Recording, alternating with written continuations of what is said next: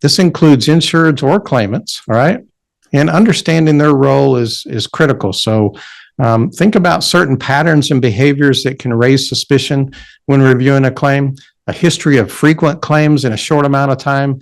It isn't always bad luck. It could signal something more deliberate, right?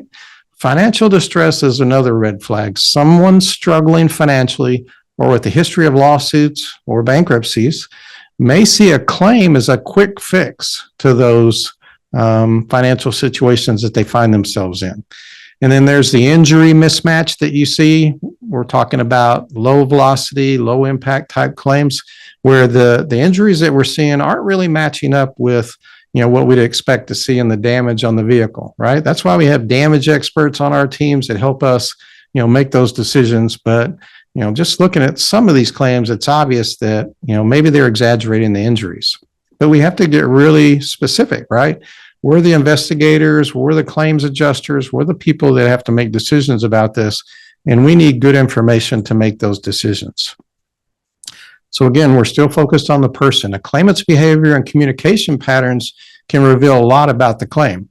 If they're hard to reach, avoid returning calls and then suddenly reach out, it might signal avoidance or control. I can think of so many instances where this has happened, where the claims adjuster said, "Hey, Curtis, they're not calling me. I can't get them to answer." And then when they do call, they yell, they demand, they do all these things. This is what we're talking about.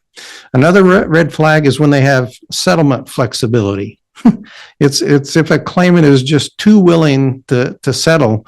Why? Why the sudden change? Are they unsure about the strength of their claim, or do they just want to get paid quickly before something is uncovered?